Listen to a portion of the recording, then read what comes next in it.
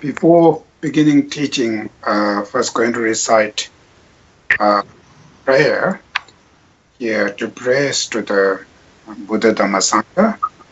And during that time, of course, we should meditate or think about the Buddha's and his quality of body, speech, and mind, specific his mental qualities.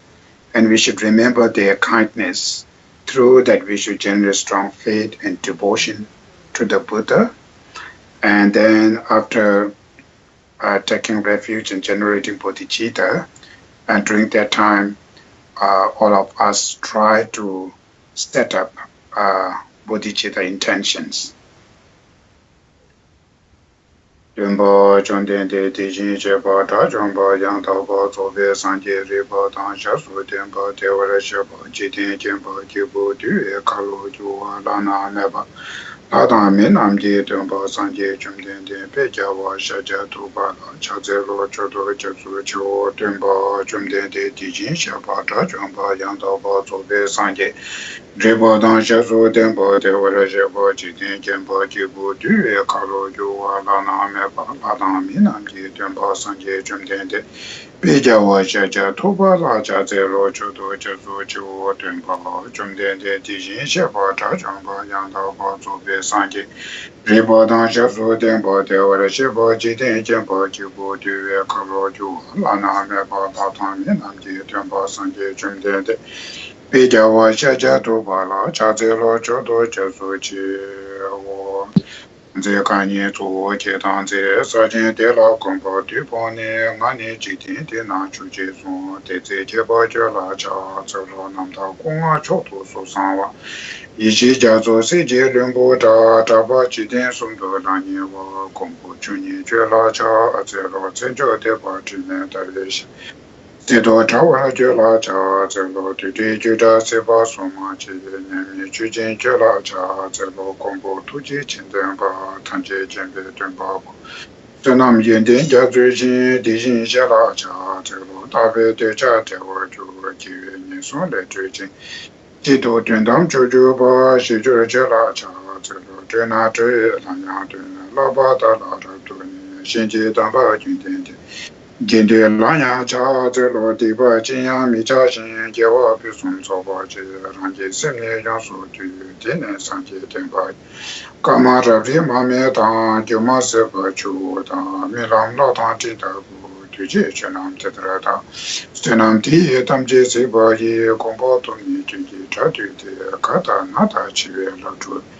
Tibe Chole Chowa Chewa Sho Ni de ji wo cun na gun xi ni ji ni xi tin zai kan yin tang zhou lai pen pa chen na lam xi ni ji ji tian du zhu zai pa kan kan da yang da den pe tu na nam pa gun de na zu di song ga ni de chen zhu sen pe zuo jie san ji ji ne yum de la cha zai lo kan ji din jin de pa zhong ka ba me ba ji me ba ji ba me ba ta me ba wong wa me ba zhu me ba ta de du me de jie me Jeba ni xi xi den ba zo be san jie ma nang ji tang ba de la cha zi lo kan jie du zhe ni suan ni da wa tam jie pang bi jie ta bi ju ni den zhe be ko tam de la cha zi lo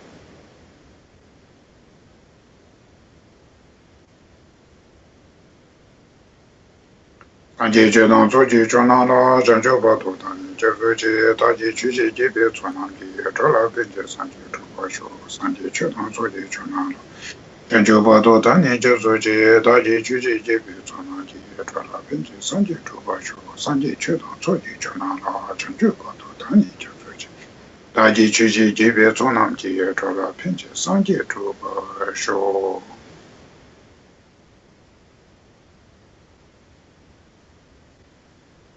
Padang la me me dang mi ji hong bo chen san ji sun la de du ji ji ju tan bei jun ji da ji ji tan bei chun ni ji ni de xi shi na mo la ye jie dang lo dan ni jin ji de guan da da mi jian nan da zhuo wa guan ji tan la ji san ba tam ji ji du ta ji ju tian du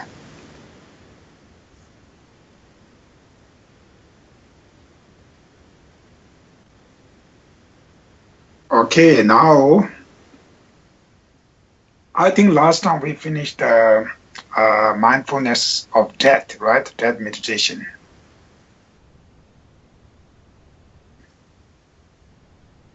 Is that right? We finish? Philip, did we finish death meditation last time? Geshe, yes. Sorry, we were on mute. I think we did. We covered it. You covered it quite well. Okay. So, okay, death meditation. So the death meditation last time, this one is quite important, the practice, because the initial practitioner, like us, the ordinary people, one of the biggest obstacle who obstruct to be a serious practitioner, or the obstacle who obstruct to achieve the liberation is the attachments. That we have huge big problem about the attachment on so many objects. So the attachment of mind which would keep us into the mundane world, samsara. Not only that it's keeping into samsara, but also it's because of attachments, it's create lots of negative karma. Not only the negative karma, even the him or herself, the deep of our mind, it's create lots of stress, depressions, or the fear and worry and so forth. The major, the human, like a psychological problem today we have is created by attachments. So there are many different types of meditation to get rid of attachments, specific for the attachments. Among there, one of the best, specific for the antidote to the attachment is the death meditation. So the death meditation, it's help us to reduce the attachments, of course, and also the death meditation encourage us to engage to the dharma. So there are huge big benefit. So the small scopes that the practitioners, we every day at least, a little bit think about the reality of self. There are many different realities, but one of our realities is the death. So the death is our part of our life. So we accepted that death and we be aware about the death and always be mindful about the death, and that will lead us into the reality world. And our preparation, our focus, everything will be changed if you are really, really be aware about the death. That will tremendous help us. So last time we talked about when we're doing the death meditation, according in the Lam Rim, traditionally the Lam Rim text, it's called the 3 roots and 9 reasons and 3 decisions. So I don't need to repeat it. I think all of you, when you take this teaching, you already knows that. Not only knowing these 3 things, but I think hopefully you really put it into the practice, the daily. The 3 roots. First, try to think about the 3 roots, and then through the 9 reasons. So each root has a 9 reason. So through those 9 reasons, we try to really feel, death is certain, the time of death is uncertain. At the time of death, nobody can help except karma. So it's just not just saying, not just thinking. We should really believing. Our heart is really feeling that one day I will going to die, and that the death of the time of death is really don't know when will I going to die, and at the time of death nobody can help you, only the dharma. So when you really feel these things, the feeling when you're experiencing these 3 roots, then the decisions comes. Because of this experience of 3 roots, you have a fear about the death. Fear about the time of death is uncertain. Fear about at the time of death, nobody can help except dharma. Because of these 3 fear, when they arising, then you should decide it. Fear don't use into the negative. Fear use into the positive way, which is the 3 decision. So that because of death is certain, that means I have to practice. I have to practice the dharma. So I have to practice the dharma. then the time of death is uncertain. That's why I have to practice Dharma right now, not just waiting after retirement, after a few years, not. Because the lot of death, is not going to wait us till our retirements. So it can come, some small circumstances arising, then finish, have to die. So that's why the time of death is uncertain. I have to practice right now, the Dharma right now. At the time of death, nobody can help my material world, my families, even this body. Nobody can help except the Dharma. If I experience Dharma, if I generate Dharma within within my mind streams, during the dying, I don't need to fear. I don't need to worry. I can die with very peaceful. I can die. I can die with a very happy mind, and not only peaceful at the moment of the dying, but also it can help to my next rebirth. Just born with a very peaceful minded, born with a very familiar with Dharma. So it's huge, big changing. So that's why the death meditation is not just only yes, like what you call study and what you call not only just like a study or thinking, rather meditation, rather really, really feel this three. So then now today we finish, of course, six preparatory, the six preparations.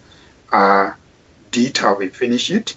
Then next one is Guru devotion, make the connection with the Guru. Then precious human life, which is internal connection, internal teacher, to inspire oneself, to encourage oneself, to stimulate oneself, engage to the Dharma, to having this important precious life we have. Then when you feel that, then when you engage into the Dharma, that there's the three scopes: small scope, medium scopes, and great scopes. That the small scopes called the training the mind in the stages of the path with persons of small capacity. So the small capacity or small scopes. So when in that small scopes, the first practice is mindfulness of death. Then the second is the contemplating the suffering of lower limbs. So the mindfulness of death is also meditating on mindfulness of death can main our focuses to get rid of the attachment, which is very much emphasizing only on this life. So to get rid of attachment, which emphasizing only on this life. Then contemplating the suffering of lower limbs. So after the death, what will going to come? What will be, getting us? So after the death, first, from the Buddhist perspective, the life and death. What is the definition of life and death? So the human beings, we have 5 aggregates. That's the way we label. The self is labeled on one's own 5 aggregates, right? Self not exist independently, inherently. They just label or just imputed or the designated on the basic of imputation, which are your own 5 aggregates. So the 5 aggregates, first, aggregates of body, aggregates of feeling, aggregates of discrimination, aggregates of compositional factor, aggregates of consciousness, 5 skandha, it's called the 5 skandha. So these are the 5 aggregates where human being will label it. So among these 5, the main thing is the 2, body and the mind, these 2 things. So as long as one's own body and mind relate to each other, connection each other, working together, that means you are alive. As long as they're together, we call life. When they're separated, when the body and mind separated, that's called the death. The death is very simple. Separation from one's own body. The mind and body, when they're separated, is called the death. So now the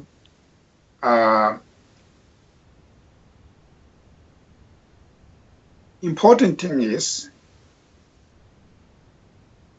of course, one of the major our suffering, maybe I will going to give a little bit talk about before that. The major our suffering is suffering of death. Everybody's scared and thinking. But I think suffering of death is not that much, important, not that much scary things. Suffering of death is the simple when body and mind separating, when mind is releasing with the body, when the departure, when they are going separating, when the departure from the body, then it's called death. It's take 5 minutes, 10 minutes, hour, whatever. It's short. Suffering of death is not that much big deal. It's a short time. The problem we have today is suffering of fear of death. So the suffering of fear of death we have from teenage to till today, it can go still with death. The whole life, suffering of fear of death. So we living with tremendous fear of death. That is much worse than suffering of death. It's always there. The causes of suffering of death, who really causing us? Why we are very much scared? Because in order to overcome those fear, there are the many people choosing different way. There are many people choose to get rid of suffering or fear of death is just ignore. Just don't think about that. So ignoring, not thinking about the death and dying doesn't mean it fix our problem. Doesn't mean our suffering or fear of death is gone. It temporarily is something we ignoring. We hide it. But it always comes up. It always comes up again and again because we can see the things, we can feel things. Sometimes we're getting sick, sometimes we're getting this or that. This fear always comes. How much you try to avoiding, it's always there. Always comes there. So the Buddhist way of dealing with this problem is instead of hiding them, ignoring them, show your face to the death. So showing your face to the death, to understanding the fear where it comes from, why we are fear. So when you're understanding that, then we should deal with these causes of fear. So the fear because of death, that's the reason we fear. We have huge, big fear, small fear because of death, not at all. Death is just small condition. The causes of fear of death is attachments. So the attachment we have, very, very strong attachments. So that attachments creates fear of death.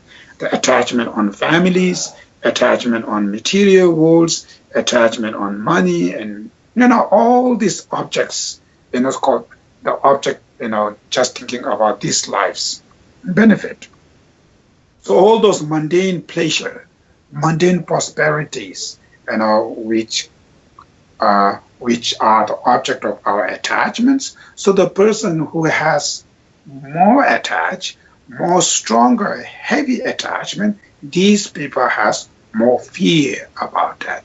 These people living with more fear. If you have a less attachment on the mundane world, you have a less fear. If you don't have any attachment in the mundane world, you don't have any fear. So how big and small fear based on how heavy attachments we have. So causes of fear of death. The causes of fear of death is created by one's own mental, specific one's own attachments. So to dealing with this attachment, how should we deal with the attachment? So that's why there are many different ways. So one of the practices is death meditation. So be aware about that. Attachment always wants to keep stable and attractive. stability, the grasp, that mind functioning, two different things. One, what they're functioning, every object should be, they are grasping as a permanent stability. Upon their attractive. So that's why the meditation we're meditating, all these objects, the attractive objects surrounded us are impermanence. These are momentary changing. And the second by second, all these phenomena are changing, including oneself. Either we accept it or not. This is the reality. The reality world, everything's impermanence. It's changing. So when the things change, they change into worse. There's a mundane world, everything's changing into worse. So that's the impermanence. Be aware. Then within the impermanence, there are gross level of impermanence and subtle level of impermanence. So that meditation is one of the gross level of impermanence. Then there's subtle impermanence, like a momentary changing. Everything's. So everything's are not reliable. Everything's are changeable. So when you're really thinking of it and including one's own material worlds and everything, and upon there, then when you meditate on that, one day I'm going to separate with all those phenomena. One day I don't know when we're going to separate it. There's no guarantee. Next year, next month, next week, who knows? So the time of death is uncertain, which means time of separation with those mundane worlds is uncertain. So when we meditate and when you're really so much attached to your families, the time of separation with your family is unstable. When you're too much attached to your own power or material world, then think about the time of your separation with your material world. The time of separation with your power is also unstable. It's changing. Nobody knows. So all your object of attachment, you think and you're meditating, the time of separation with these things are unstable. So death is certain time of death, and at the time of death is nobody can have. Among these three, the second one, the time of death is uncertain. You should think more and more. That's really encourage you. It really helps you to your mind stream to keep your minds calm and focused on the present moment. And so that's why your object of are your attachments. You're always meditating. All of these things. Of course, I have to separate it, but the time of separation with these objects is unstable. It's no guarantee when we are going to separate it. When you really think, and that's the reality, that's the truth. So when you think, slowly feel, your heart should accept it, then slowly it can help to relax. Attachment, you stuck everything.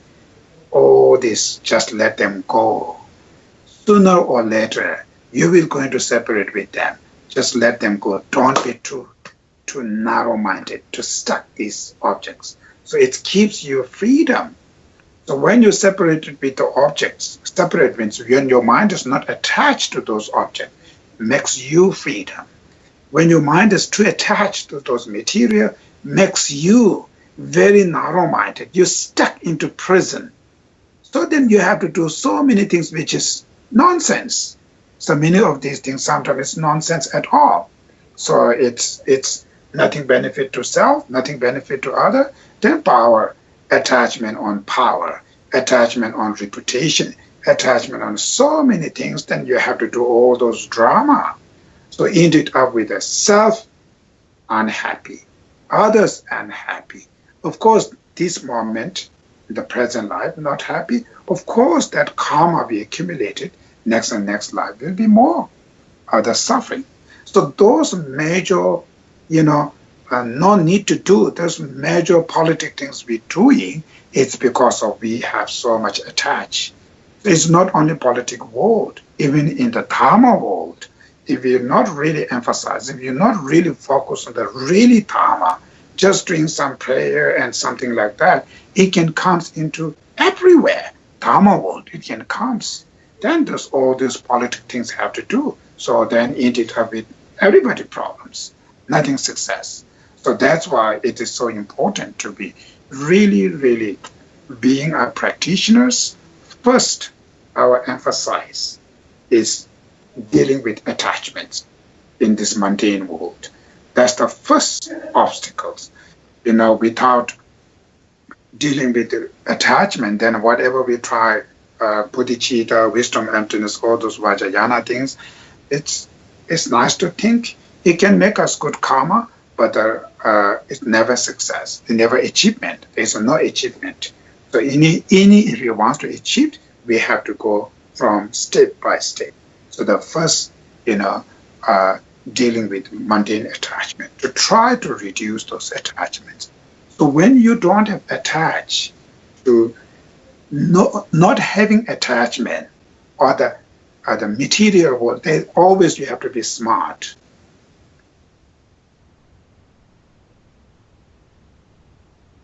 That doesn't mean something like I have a material, doesn't mean I have attachments.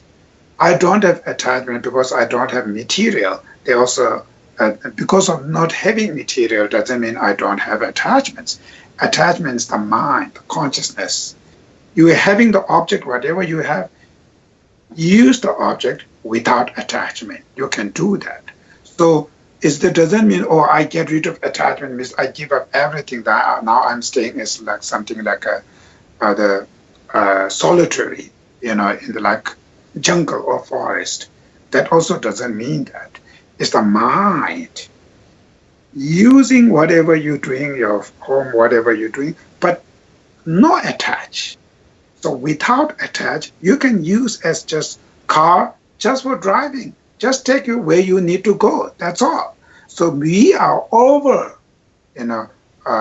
attached. We're doing over. It's just function. It's just take you where you want to go. Just take you there. It's comfortable. Instead of that, then we have so many labels to attach so much. So that's the problem we have. So just you using without attachment, you can do that. Very smart way to do these things. So as long as even you don't have that much attached to the material world, you can still take care of those material without having attachment, without less attachment. As long as when you have less and less attachment, your minds become more freedom, more. Otherwise, as long as if you have too much attached, then everything will going to be struggle. Everything struggle. Even the business world, everything is something. Is the individual not happy, other people not happy. So that's why it's important to get rid of those attachments. So to do these kind of things, so meditation on that meditation, you can sometimes do your own, are we going to die? At the time of death is uncertain. At the time of death, nobody can help except karma. You can also use all those material. One day I'm going to separate with them. So when you're making this preparation already, your mind is familiar about that. Slowly, your mind is getting more freedom with not having to attach. Your mind is not stuck into those material. It makes you more freedom. Otherwise, if you have 10 different objects of attachment, you lose 10 freedom. If you have 100 different types of objects of attachments, you lose 100 different freedom. That's why you have more stress, more depressed. You're stuck into those material. So to get rid of these things, that meditation really helps you. Not only what you call like a death oneself, but I mentioned earlier, separation for those material, thinking again. Eventually, when you're really thinking that, it comes more in the present moment. You're more prepared in the present moment. You're more focused on the present moment. You can able to focus more in the present. You appreciate it on what you have in the present moment. Otherwise, most of the human being, our mind is either past or future. So past, future, present, nothing there. So future, thinking, planning, more. Past, we done this. Feel guilty, feel regret, feel all those stress. And the future, planning so much on this or that, and fear, worry, depression, so much. In the present moment, all the pleasure, you have no time to experience those pleasure.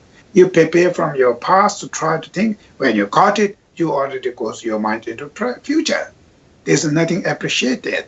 So the present moment of the person is full of stress, full of depressions, full of anxiety, fear, nothing really, really joyful, peaceful mind, because the mind is too much into present and past and future because of we have so much attachments. So when you think about all these things are impermanent, everything will be changed. Present moment, more appreciated. That will also help you. And the simple thing is, for example, sometime maybe if the country, when the husband have to go to war, when they have the husband have to go to war next week, army. So go to war at the next week is going to war. So the wife and the family don't know he will come back or not. In the war, there are more chance to die. So there's no guarantee. So within this 1 week, the family lives together with very joyful, very frankly, very harmony, because they know after 1 week they will going to separate it, then they don't know they will come together next time.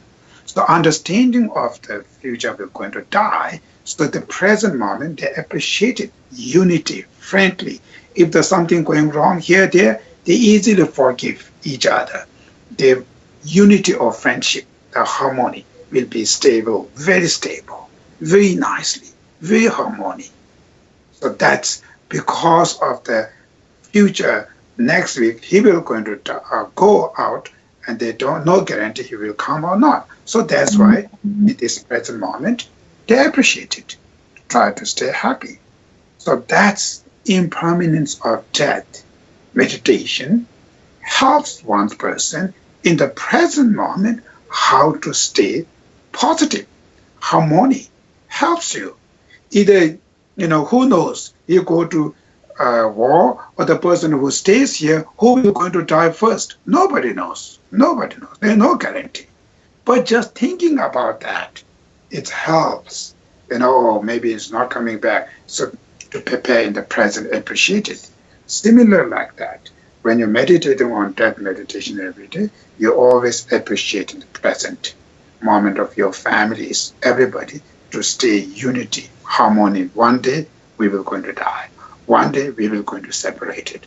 Rather in the present moment, how should stay happy, peaceful, and nobody knows when we'll be going to die. Nobody knows when we're going to be separated. So rather in the present. So the more emphasizing on the present moment of the joy, harmony through understanding of that meditation. There are lots of benefit. In the present moment, the benefit of having joyful harmony, unity, and also because of that meditation, reducing attachment, less stress, less depression. Because of not that much attachment, not that much negative karma accumulate, not that much attachment. Because of that, it can help to reduce jealousy. It can help to reduce anger and other emotion. That's why you're accumulating less negative karma. So the future life, it can help more. So that's why the death meditation has lots of benefit. So after the death, now the topic where we go. So I mentioned earlier, death, which means as long as mind and body together, life, when they separated, death. Then when they separated, body, we know it will finish, right? Decompose it, or cremation, or the bury, or sky bury, whatever they're doing, we know it's going to finish. Now the consciousness, the mind, where there goes, where is the consciousness? Where is the mind? So the Buddhist, we're not using the soul. Actually, the soul is a very difficult philosophy, the term, what that really means. That many people using the soul, which means sometimes they means a spirit, they means some kind of, stuff, or I don't know, there are many interpreters. Many people are saying soul, but what is that? When you ask, still not very clear. But according in the philosophy point of view, in ancient non-Buddhist philosophers, they believe soul, which is in Sanskrit called Atma. So the Atma, when they translate into English, is called the soul. So it's the right translation, or I'm not sure. So I don't know that, but usually they use the Atma, which is translating into English, the soul. So Atma, which means from philosophy point of view, what's meant by Atma? Atma means the person, the self, which is permanent, never change, always be permanent. And the Atma, which is unitary, which means they don't have any parts, only one unitary. You can't make any parts.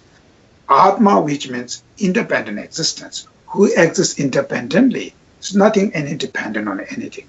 So three criteria of self or something, phenomena, three criteria of that phenomena, that entity. So it's called Atma, which is in English translation, it's called soul. So that three criteria of entity, from the Buddhists, we're not believing that. These things are not exist. The reason is self impermanence, not the permanent. Impermanence, always changing. If self is permanent, if the permanent, then whatever you practice is not going to change. It always remains same. So what's the point to do any practice? Nothing. Then the self has variety aspects. These are not the partless. It's like they have many parts, not like a solitary, like a unitary one. Many parts. You can separate with the many parts. And then Atma, the self, which always dependent on five aggregates. We are the self dependent on one's own body, one's own minds, one's own feeling, and so many. There's nothing something independent without dependent on five aggregates.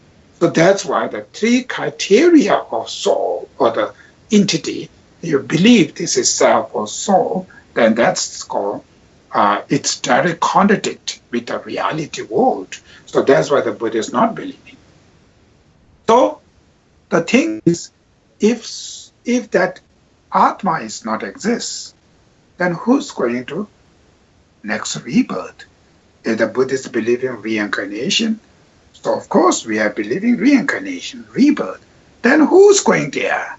So who is going there? In order to knowing who is going there, the self, first we have to know who is a self. That's the first thing. We all talk about the self, but do we really know who is a self? Very difficult. In the ancient philosophy, I think major, biggest religions are all debate about these things. Who is a self or the soul?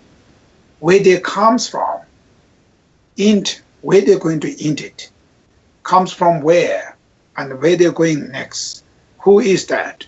These are the three questions, I think, the major religions in the ancient time, they debate about it. They investigate, they research so much about these three things. From the Buddhist, self, which means general Buddhist idea, all the phenomena, none of things are exist independently. None of things are exist by themselves. Independent means none of things exist inherently by its own. Everything's are dependently. Everything's are relative, dependent. None of things they're solitary by themselves. It's all interconnection dependently. So because of the things that are dependent on each other, when you investigate, it's not findable from there. Because they are not exist by themselves, you are not going to find it from there. So like a direction, you say this is east direction, this is north west direction. When you go to the east direction to try to find why this direction is east, you're never ever going to find any reason. This direction is east because that direction is west. Because of west, this become east, right? Because of east, this become west. That's the way the dependent. East is fully dependent on west. West is fully dependent on east. Same the other directions, south and north. All of them just dependently go there. None of things come from their own way. Everything's are dependent on each other.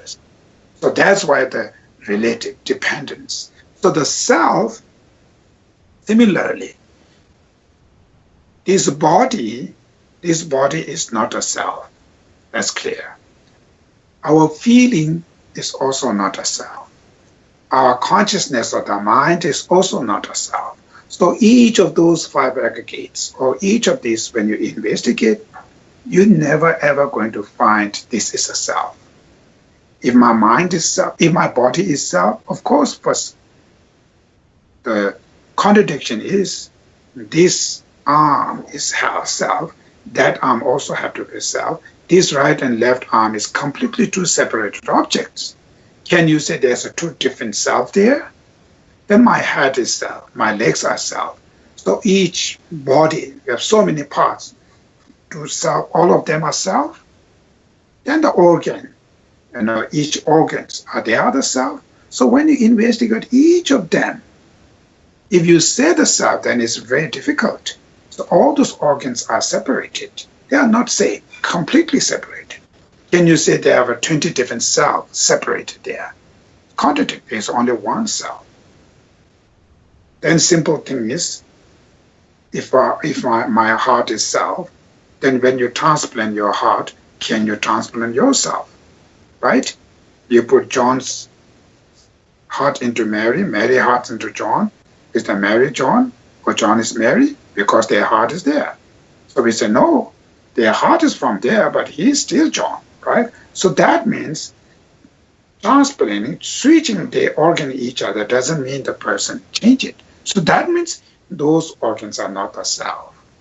Then same, you go to the consciousness world, same. There are six main consciousness, ear, nose, tongue, body, and mental consciousness. 5 sensory consciousness and mental consciousness, 6.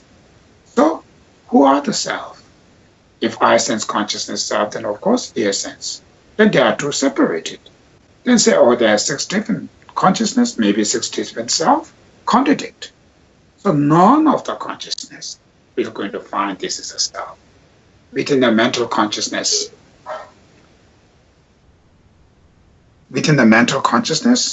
same. There are positive mind, there are negative mind.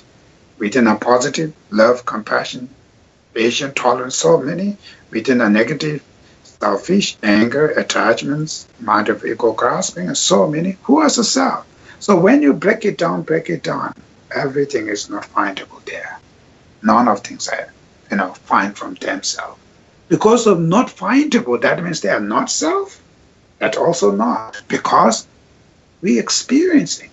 I experiencing joy. I experiencing pleasure, unpleasure. There's something exists. Something exists through the investigate. It's not findable there. So how does it exist? Only the way to exist is dependently. Dependent arising. There's only the way. It's a dependent arising. So the self, my body is not a me, my mind is not a me, but without my body, my mind, there's no self, right? Without having body and mind, there's no self. So how does self exist? Means self exists when the body and mind together, we label, we impute it, we designate it on the object of imputation, which is our body and mind, as a self. We impute it, we label it. That's the way they exist. None of things are self. Body and mind, none of these are the self. But they're together, they function, that's a self. That's the way the self. Nothing any exists there. So where we label, sometimes we label self into the body. Sometimes we label self into the mind. So from the body, when you're becoming very big, then you say, oh, this guy is very big. When you feel when their bodies shrink very thin, you say, oh, this guy is very thin. That we label the person into their body, right? When the body is very thin, they say, oh, he is a thin, she is a thin. When the bodies become big, they say, oh, he is a big, she is a big. So that we label self into their body. Then also we label self into the mind. So when we feel joy, say, I'm very happy. When we feel very suffering, say, I'm not happy. So that time we label ourselves into our feeling. Feeling joy, you say you are in joy, you are happy. Feeling unpleasant, say I'm unpleasant, I'm not happy. That time we label into the feeling. The self is labeled into the feeling. So it's just labeling into one of our aggregates. So the body we know when we separate it, when we die, it decomposes, it's completely finished. Now the mind is there. So the first in order to prove, from the rebirth, reincarnation is one of the difficulty. But in order to prove the reincarnations, first we have to know what's meant by consciousness, because the consciousness or the mind is the traveling on next rebirth. Because what is the mind? First, the mind is invisible, formless. They don't have form. The things with this is a formless entity. The formless something, entity, because of no form, they don't have shapes. They don't have colors. Things where they don't have shapes, don't have color, they don't have any forms. If the phenomena like invisible, like a formless, then you can't cut it, right? Because they don't have form. How much sharp sword you have, you can't cut your mind. How much powerful fire you burn, you can't burn your mind. The mind or consciousness don't have form. That's why you can't burn it, you can't chop it. So where is it? Where is the consciousness? Where it's gone? So that's the way the Buddha is saying that when the consciousness leaves from the body, the consciousness itself, there's a nothing, you can't chop it, you can't burn it, so it's not in it. It's not in it. So those consciousnesses, when they're traveling, separate from the body, then those consciousnesses always need to remain in another house who needs to host them. So that's why the consciousness connecting with another form. When they're connecting to another form, that's called rebirth. The rebirth is the consciousness traveling from this life to next life. That's called a rebirth. So when they separate our body, whatever reason, reason can't host by disease, by energy, whatever something, declining body, eventually this body can't host the consciousness, then they have to release because the body can't host it. So when the consciousness releases from the body, they have to connecting with another body, can host them. So that's why when they're traveling from this body to next body, that's called the dying, it's a rebirth. So that's the way they're taking next rebirth. So that consciousness, when they're connecting to other bodies, say, oh, now you're born in next life. It's the other rebirth. So it's simple. So because consciousness itself, you can't chop it, you can't do it. So that's why. But there are many other reasons to, prove this reincarnation. It's the one of the important thing is the majority not believing rebirth, reincarnation. The simple reason there is they're not remembering. That's the main reason they prove. Not remembering, not seeing, not remembering doesn't mean they not exist. Right? They say, oh, past life. If they're past life, then why not be remembering? I don't see my past life. I'm not remembering my past life. That's why there's no past life. So that's the date. Simple. So not remembering, not feeling, not seeing doesn't mean not exist.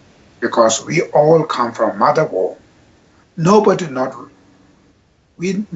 be remembering our, when we are in the mother womb, what we feel, what is in there. Nobody.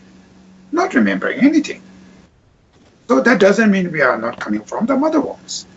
So not seeing themselves, not cognizing by myself, not remembering myself is not reason to, not reasoning for, it's the not right reason to prove no rebirth. That right reason is not enough. If you are the omniscient, if you're some kind of enlightened being, if anything exists, if you have to perceive, then you can say that. as long as there are many things which is you don't know. So if you are in that kind of situation, how can you say there's no rebirth because I don't know? This is a selfish way. So that's the only one reason, majority. But from the Buddhist point of view, is the rebirth mainly that we first have to prove the consciousness, prove what is the definition. Even this today world, of course, the education is very much better, very much people becoming much, much smarter, but still we have very much to learn about the inner world. We are very about the external material world, but we are completely neglecting, ignoring our inner world. So that's why that we have to learn so many things in the internal world still today, very much ignorance. So the consciousness, even they don't know what's definition by consciousness. Somebody they say brain, somebody they say there's so many different ways. So still learn. But from the Buddhist idea, the consciousness, which means merely luminous and knowing or experience is the definition of consciousness. The entity of the consciousness is luminous, no form, no color, no shades. It's luminous. What is the consciousness functioning? It's function as experiencing, knowing. So that's functioning. So that's why the consciousness, which means merely knowing, and the luminous is the definition. Merely luminous and knowing or experience is the definition of consciousness. So that's the one who traveling this life to next life. So we label self not exist independently, self label into sometime into mind, sometime into body. So the major things we label conscious self into our mental continuum. So the mental continuum endless can travel. So that the self is endless. Future. Coming from beginningless, going endless. As long as consciousness remains, self on there. Self label on the consciousness. So that's why the term rebirth. So when they're connecting from this life to next life, whose decision is that? It's a completely decision. It's the karma and the consciousness itself. The present moment of consciousness is too much negative, very much negative, and they are put lots of negative imprints, karma. It's called the action, the imprint of those actions. You're going with these two very negative energy together with you. Always, if the consciousness itself is negative and environment is too much negative, wherever they connect to the four body, that body will going to be negative body. So that's called lower rims. If the consciousness is a very pure, very virtuous mind, always in the present moment, you accumulate to so much good karma. Your environment is a very positive, there are lots of positive imprints. Consciousness itself is positive, it's going with the positive mind. When they're connecting in another form, it's already the positive form. So they're connecting with the positive forms. That's called higher rebirth. So the lower rebirth, and among the samsara, there's two realms, lower realms and the upper realms. Lower realms and upper realms is decision by one's own mind, how much negative karma you accumulated. This negative emotion and negative karma is not about what you faith, what you believe, where you belong to, doesn't matter. Even being a Geshe, even being a whole life as a monk, but if you're always accumulating negative karma, you're always keeping your mind with so much negative, then doesn't matter. You're a monk or you believe Buddha, doesn't matter. Of course, you will going to connect your mind because too much negative.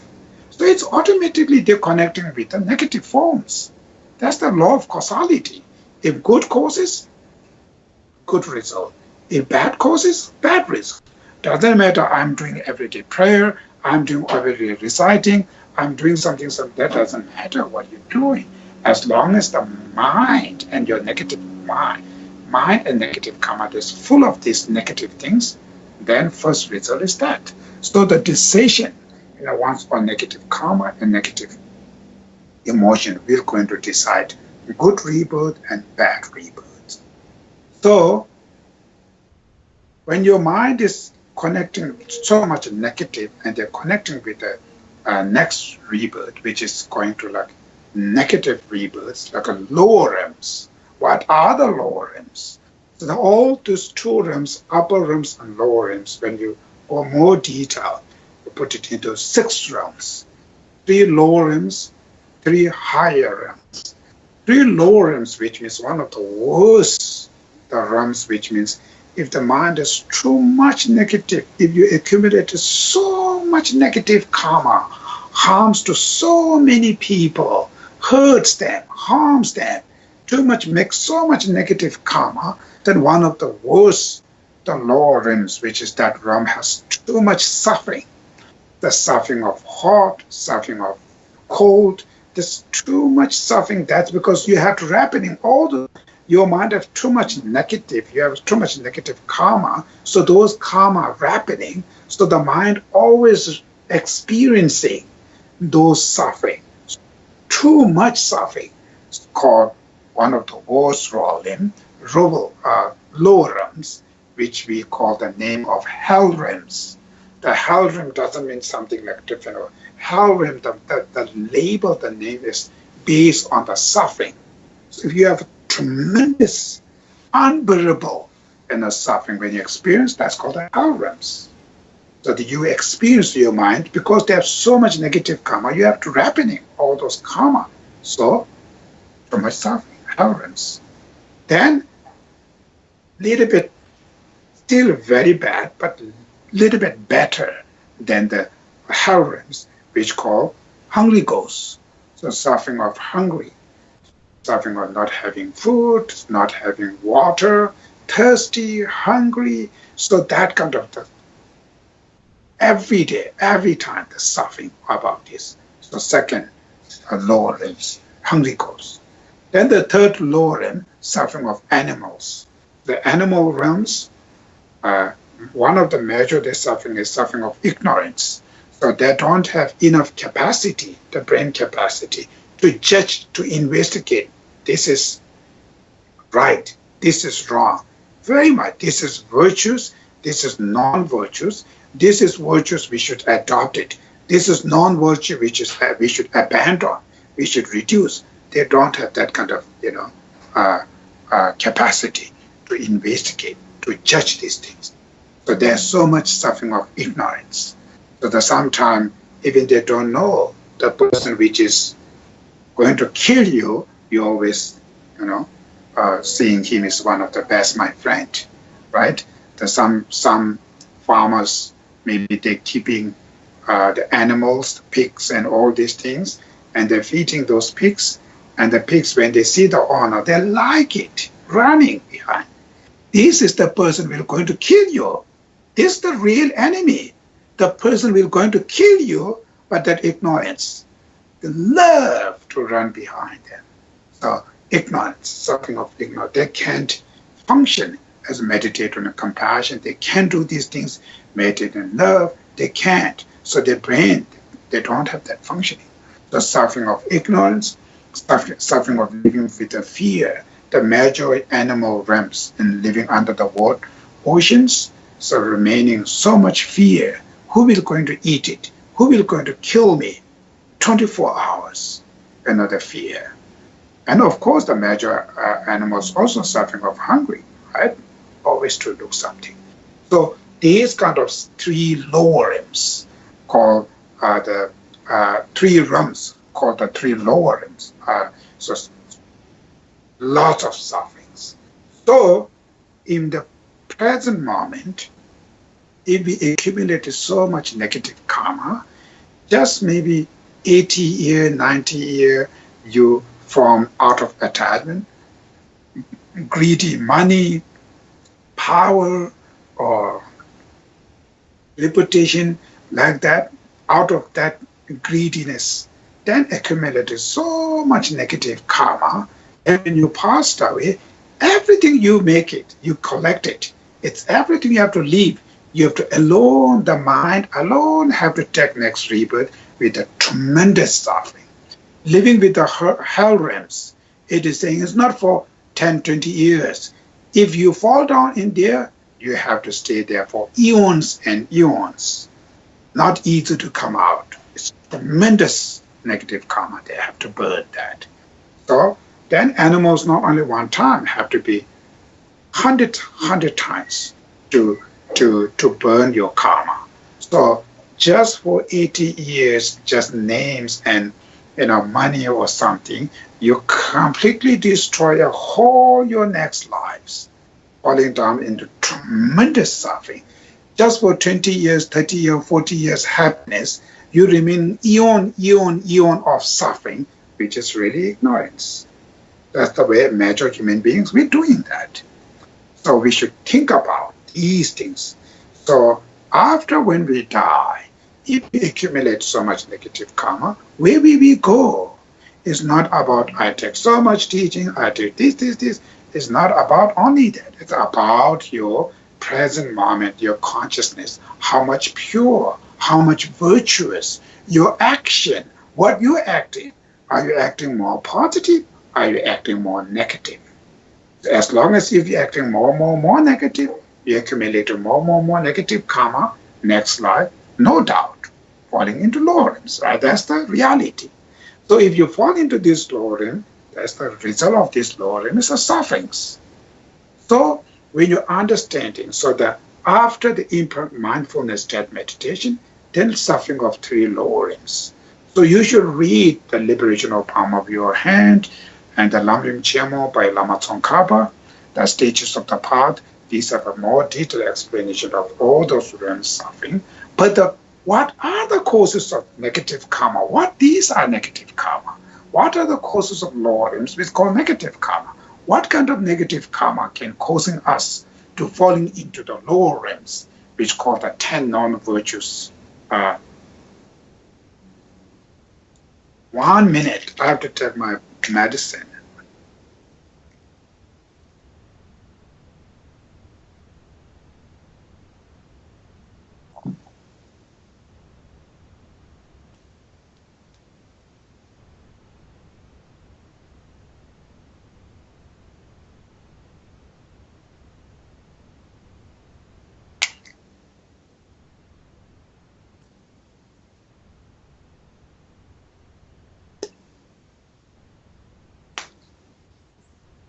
So what are the causes of lower realms? What negative? What specific negative karma causing us to falling into lower realms? Which means 10 non-virtuous. The 10 non-virtuous, which are through the body, 3 from the body, 4 from the speech, 3 from the mind. So 3 from body, which are killing, stealing, sexual misconduct. The killing animals, insects, human beings, any beings, when you kill, call that the negative karma. Very bad. You make other beings short life. It's making worse negative karma. The killing, the action is very, very violent. Sometimes the people are just, when they see small insect in the home, they just kill. What's the problem? They just take it and throw it out to your own home. Just little bit, sort of like a 5-10 minutes, like only few seconds. Take it and just throw it in your yard or something, rather just to kill it there. So sometimes the people has that kind of bad behavior, bad influence. Any strange small insects when they see in their home, just kill it. So that's creating so much negative karma. These small beings have a right to live. I have a right to live. These beings also have a right to live because they want happiness. I have a right to live happy because I want happiness. They have a right to live happiness. They also want to happiness. We are same, right? We have a same right. So what kind of right you have to kill these beings? It's not make sense. So we should really think about that, to even killing those small insects or any birds. And sometimes people just thinking about sport. And playing with the other's life, worse negative karma. Fishing and all these things, you just put the hook, and if you put small needle in your body, how much pain, how much unpleasure, and you put all those hook in others' mouth and pulling up and playing and smiling and not care about this small animal, how much they suffer. They have a consciousness, they have a feeling, they have a fear, they have their own child, they have to take care of their own family, and you're just pulling out and just playing and throwing out. Is really, really, really, even not about the Buddhist way of thinking, just general perspective of, thinking about others' life. We say always human right. Of course, every being has a right. So we should really change those. These are the killing, who just killing one thing is nothing finished. You acting negatively, you put lots of negative in your mind, that will definitely happening into you. One day, sooner or later, when the circumstances arising, definitely it will going to give the results. So the killing, intentionally, unintentionally. The killing have many things. Intentionally killing, worse karma. Unintentionally, a little bit better. It depends on one's motivation, wants to kill, then actual action, you kill it. After conclusion, you enjoy, wow, I kill it.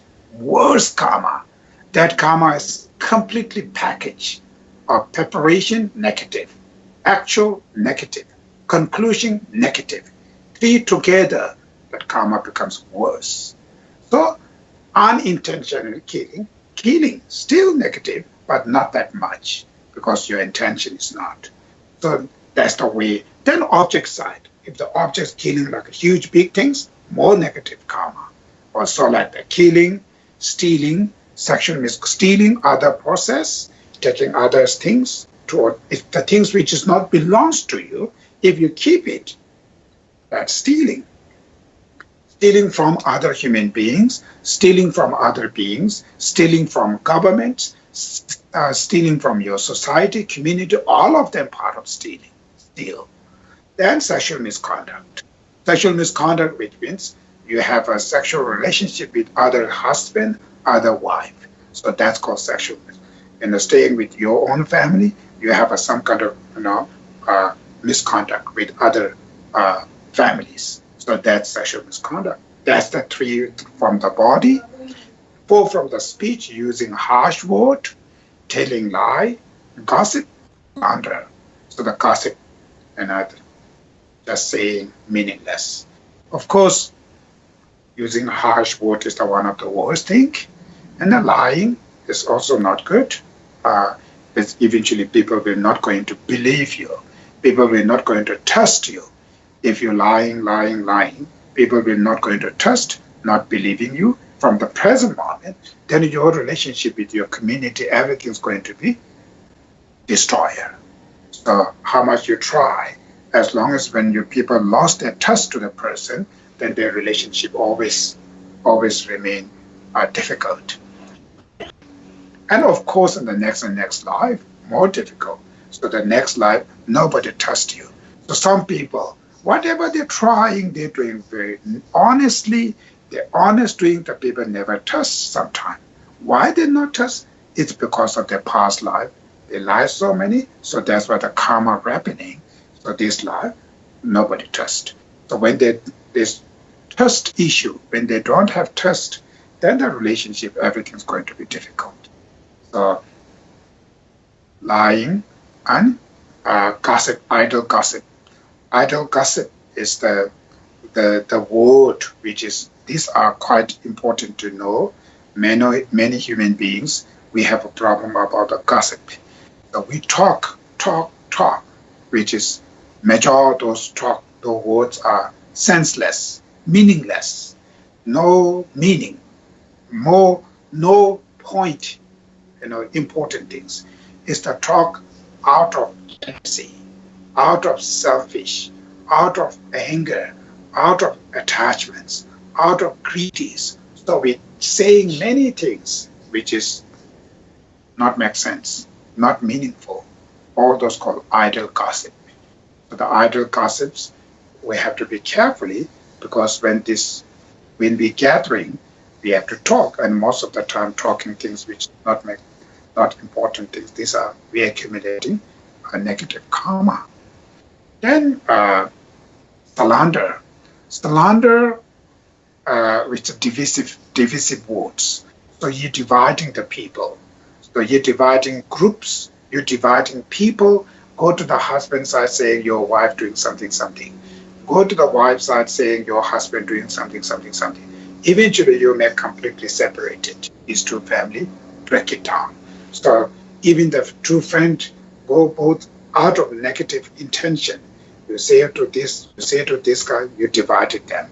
So in the society, when our groups, you go to talk to this group, you go this group make two divided.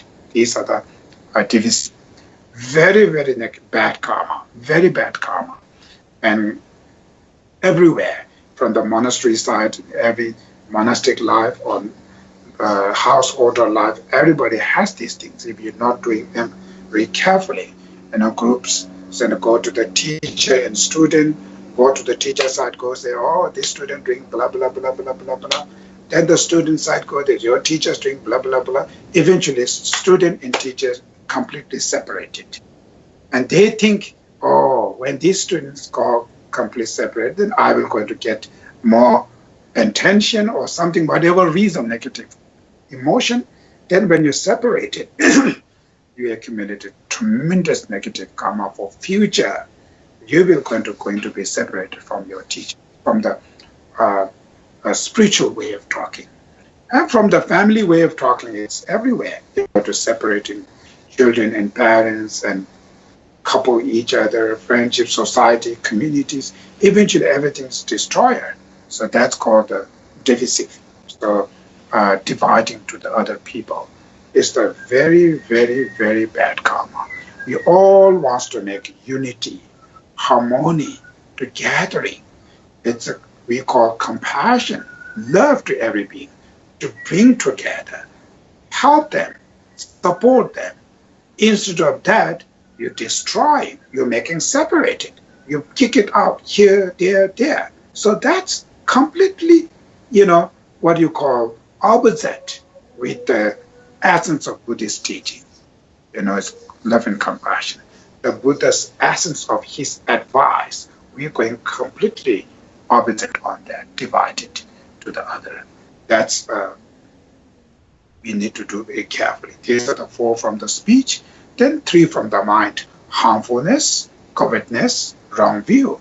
So harmfulness is sort of anger, covetousness is something like attachments, and the wrong view, which is the view which is not believing on law of causality, karma system, not believing on the rebirth issue. So they say, oh, it's only one life. You should do whatever you want it, kill it, chop it them, take their money, track this thing. That's the benefit. So those are the wrong view. There's no karma. There's nothing. So whatever you want to do, it really makes you short temper, just thinking, and all those violent actions creating. So these are the 10 non-virtues, 10 negative karma, who are the fundamental causes of 3 lower rims.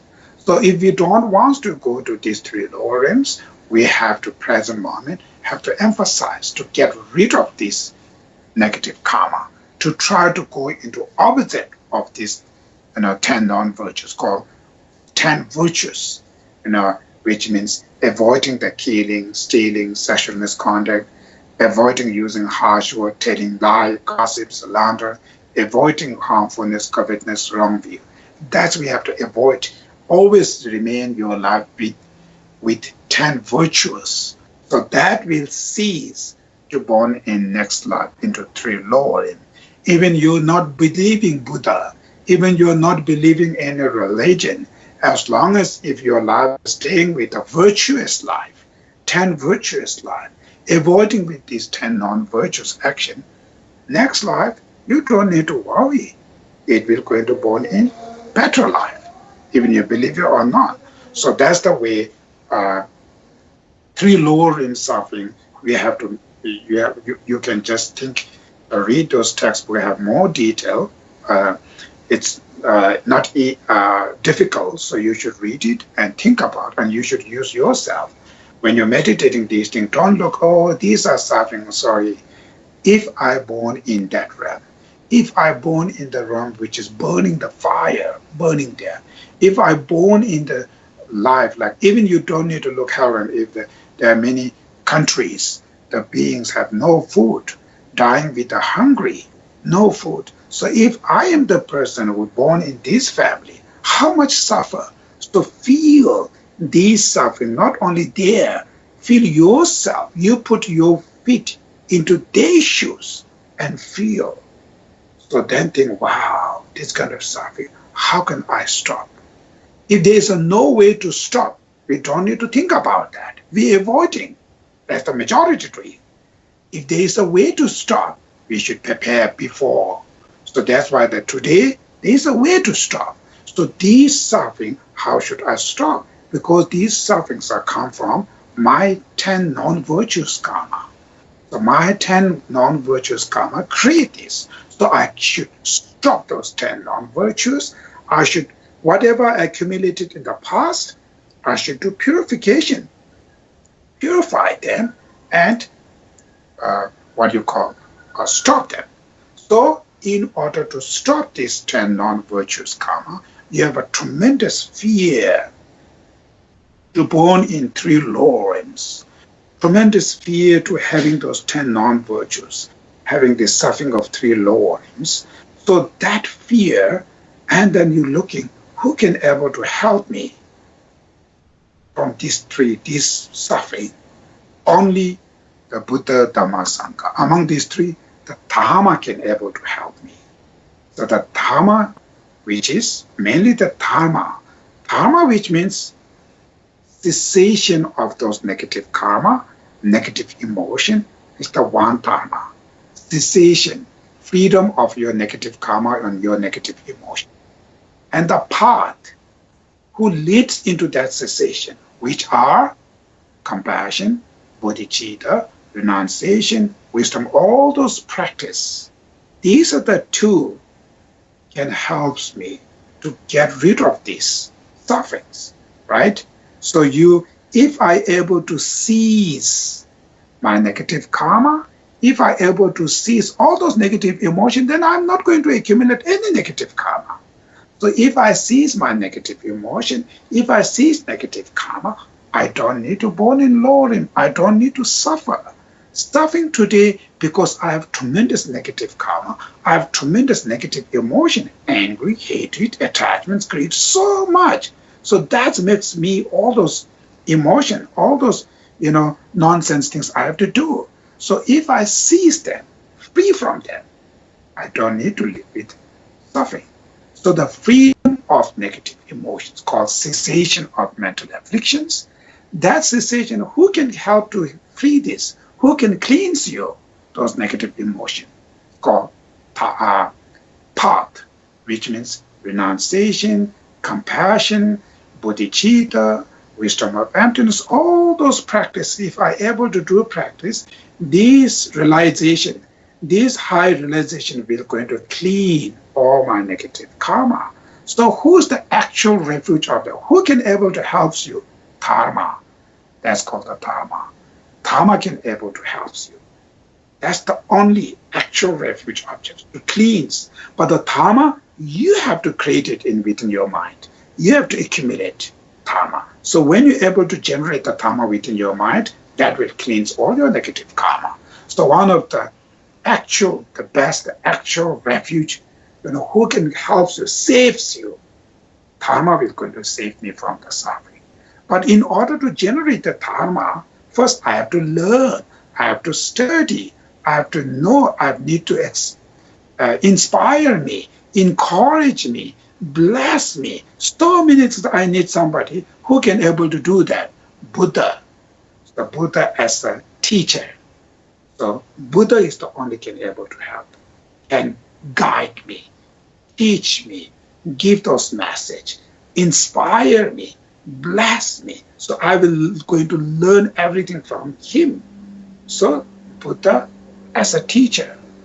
Now you got this Dharma, but in order to encourage, in order to generate the Dharma within your mind stream, you have to do the practice. So in order to do the practice, you need Dharma environment, because living with the mundane life, there's so much influence, negative influence, business influence, so many very, very complicated. Whole your mind is always thinking about how to make business, how to take care of this.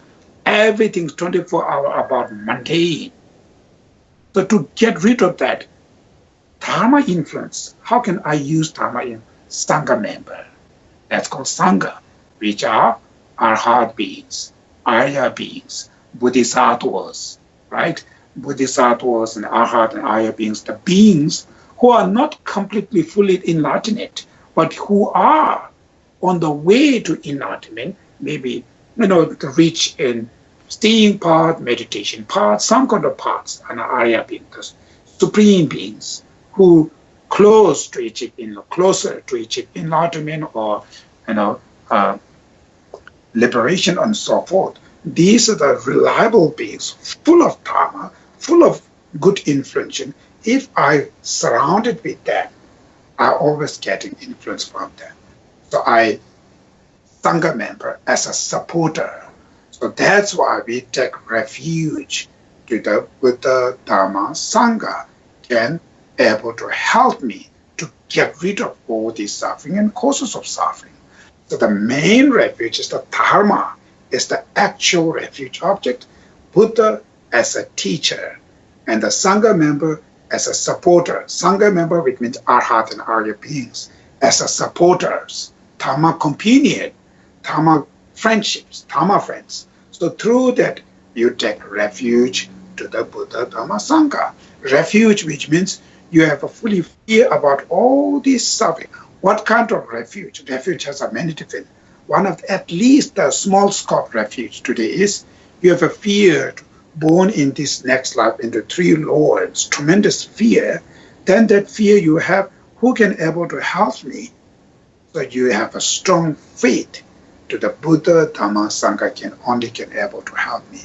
So you have a faith to the Buddha, Dhamma, Sangha, fear to having negative karma, negative emotion, specific and three lower rims.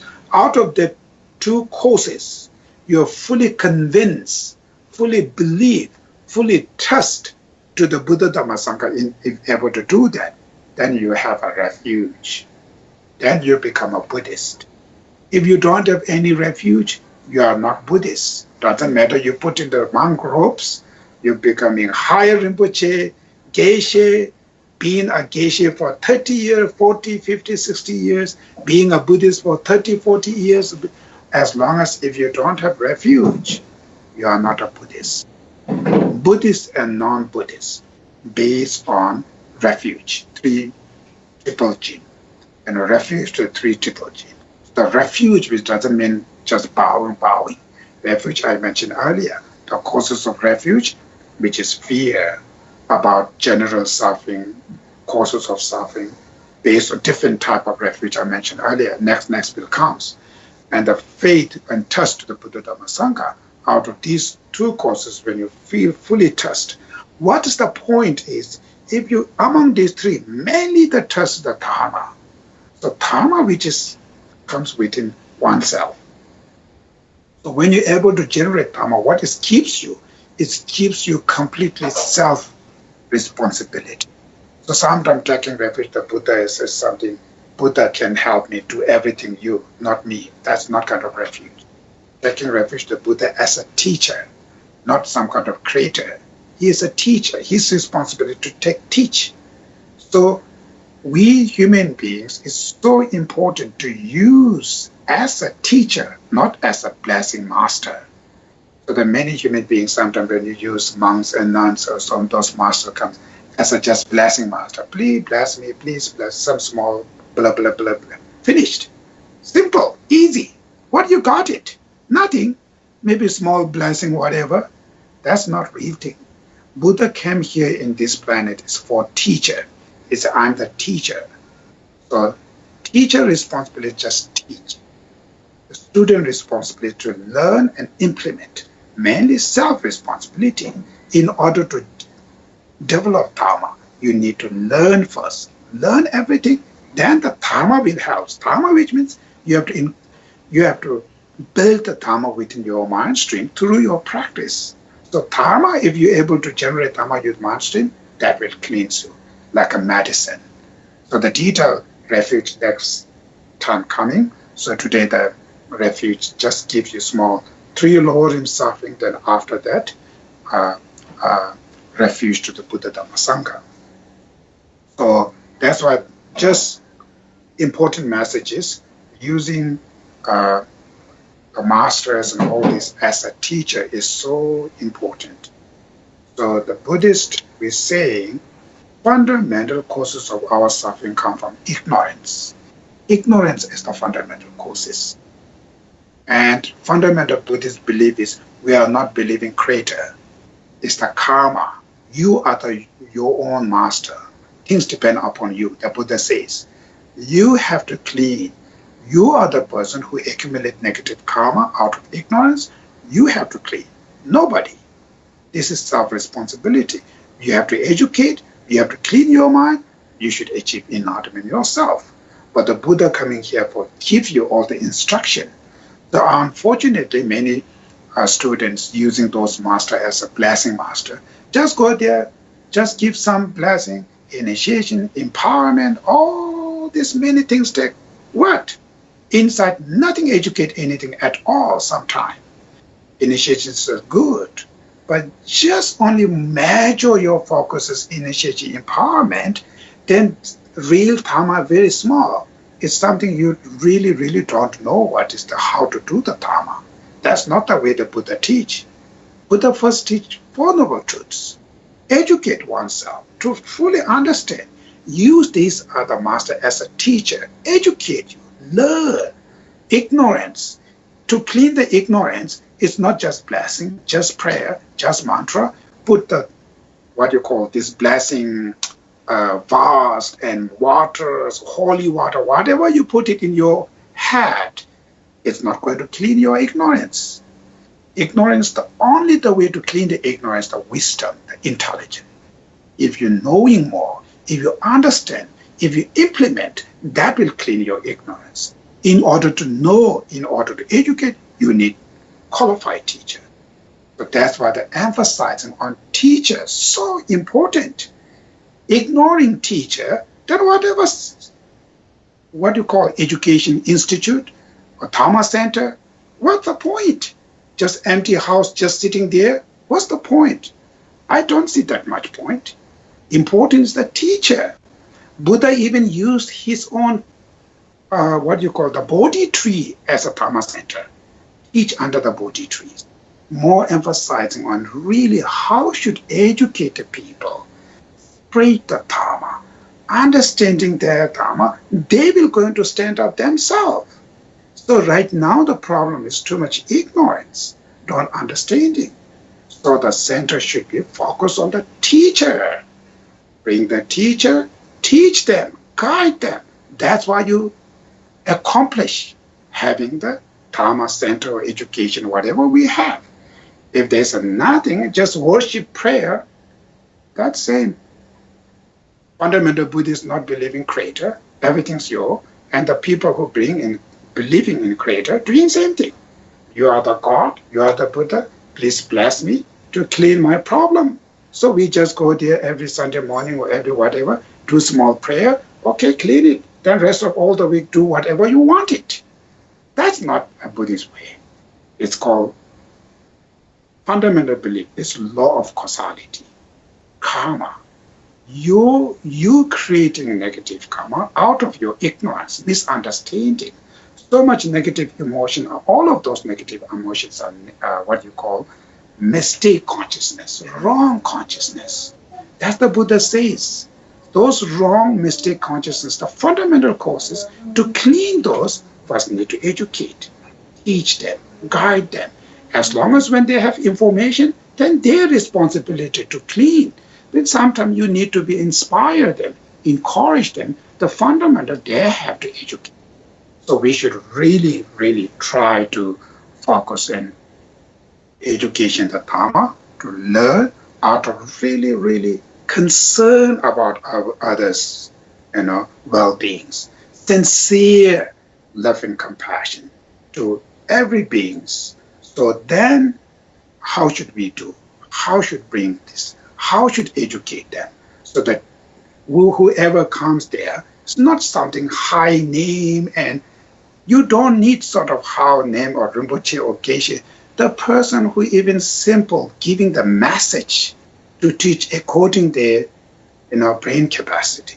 As long as there's something benefiting, spreading even one or two people becoming interesting to doing the love meditation, compassion meditation, all of these things, you're benefiting. That's really benefiting. So that's the way, seeking each of them, like that's to help them, teach them. So that's the way taking refuge to the Buddha, Dhamma, Sangha. So refuge, Buddha as a teacher, Dhamma as an actual refuge object, Sangha as a Dhamma companion, friendship. Out of that strong, you feel really trust and believe, and through that you're convinced to rely on a Buddha, Dhamma, Sangha. That's called a refuge. So today, 3 lower rims and the refuge is finished. So we are still in the small scope. Now then, after law of causality, karma system, purification, so these other practice comes next.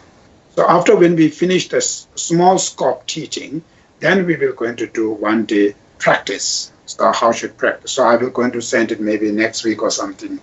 The booklet, the small booklet, I don't know how to send it into the, I don't have your email, so I will send it into the email to the Philip, and he can send it through the Skype. I don't know how to send through the Skype, but you should print it, and 1 day, maybe not this next teacher, next teacher teaching, we're going to do the practice with the booklet together. More. So to put it in the booklet and send it into the daily way of practice helps you. Last time, Neil asked me, can we do the death and dying meditation?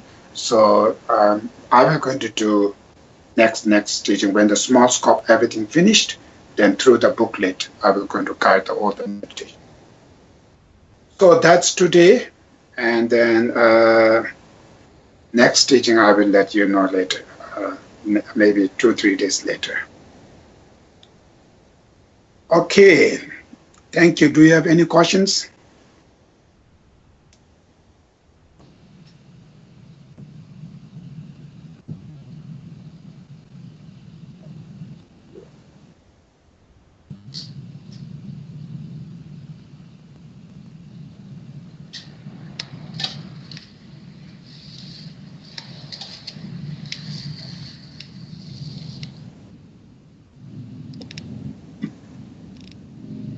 Okay, if you don't have any questions, then maybe we are going to do the dedication prayer.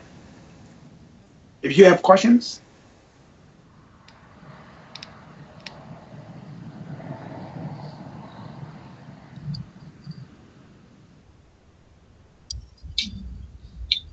Geshe?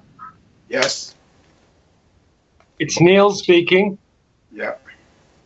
I just wanted to ask you, the 3 lower realms, we can see the animal realm, but obviously we can't see the hungry ghosts and the hell realms.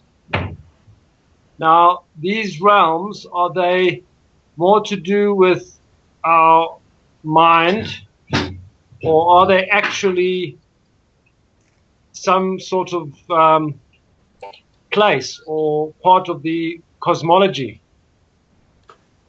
Yeah, actually, according in the Dhamma, Abhidhamma, by Vasubandhu teaching, then they say after, down there like a thousands of miles down, they say there's a hell realm, the size of hell realm, they already have so much explanation of this.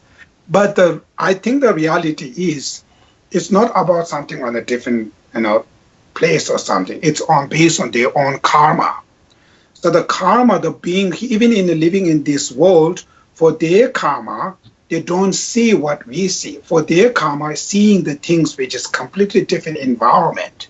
So the environment which is very negative, the mind, like same, when we are sleeping, and that moment, if our mind is too negative this morning, lots of negative influence when during the sleeping, everything's becoming very scary. And we really feel we are in that scary realms. It's cutting or fighting or whatever, scary dreams. So at that moment, we feel like we are real and we're experiencing all those sufferings.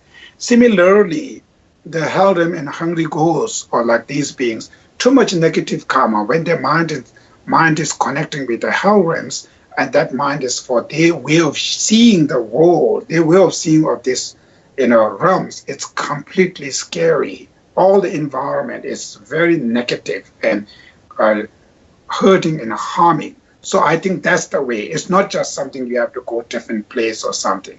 I think that each individual way of their own karma, their own mind, the seeings, the realms, which is like this world. For us, it's beautiful, this or that. For them, it's everything is a very negative.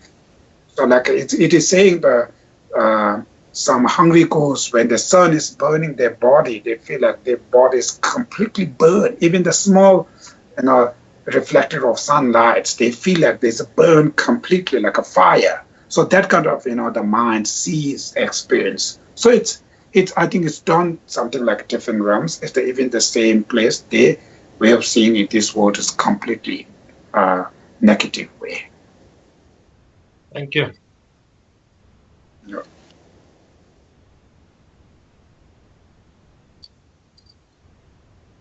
Any questions?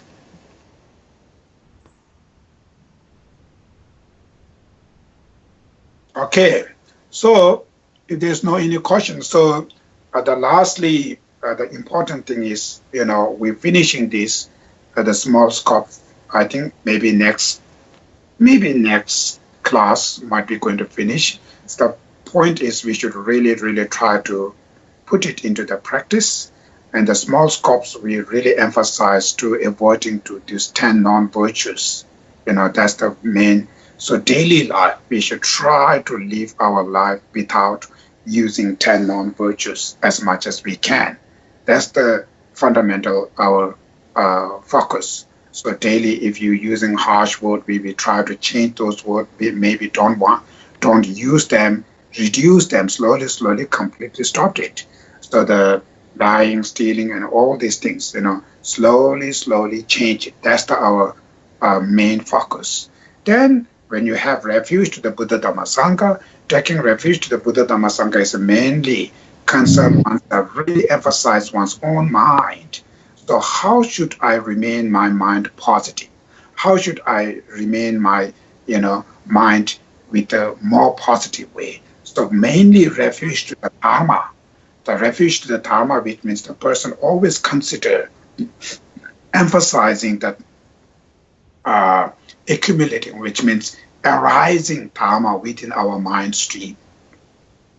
If I am able to generate the mind of death and the mindfulness of death meditation, I can able to reduce many attachments, many desires. So always try to be focused more one's own mind to develop, to generating understanding, be aware of death, even the small scope, be aware of the death, and be aware about the precious human life, how much we have. So sometimes when you feel very sad, very depressed, meditate on precious human life.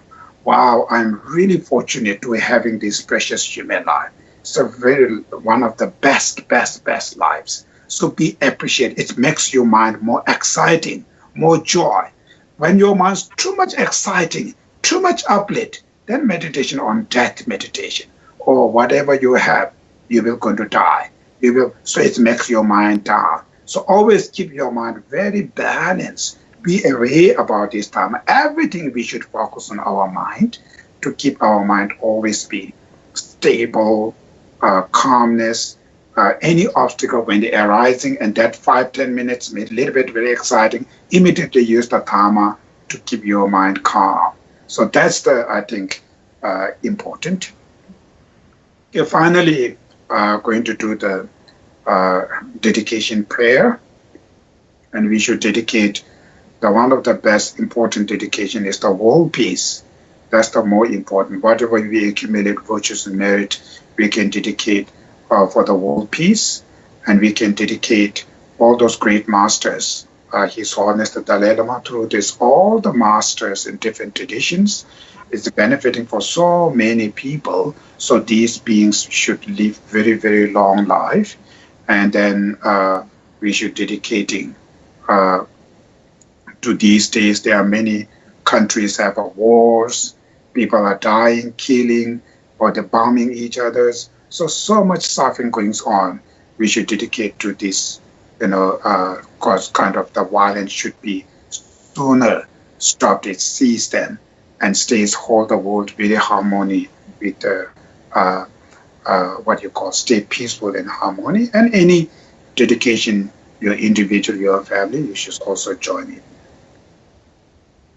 Daji Jini Sabi Jewa di Tedan Toa Kampe Dan Yabarachi to Losan Tapa Tembe Nimbo Rindu Sechi Kariravi Kovi Shinkansu Pendan Dewa Mavi Chungeni Jere Senwan Tinsin Jazo Jape City Patu Tenju Ji Chanchu Semcho Rinpoche Maji Padam Jiju Yaba Nyamba Nepan Kone Kondo Pewa Sho Pama Senji Tanji Deta Tinju Jindo Tamji Tato Tongwan Chanjo Semba Kana Sujo Ba Deta Kunji Melam Chuju Ji Demba Lana Mebi Demba de Jawa Tinta Nami Ti Jawa Ti Pama De Shini Tambe Zimbe Juro Mo Peze Di Demba Sibe Da Nieto Nungi Namba Miyoshi Dembe Manzushi Demba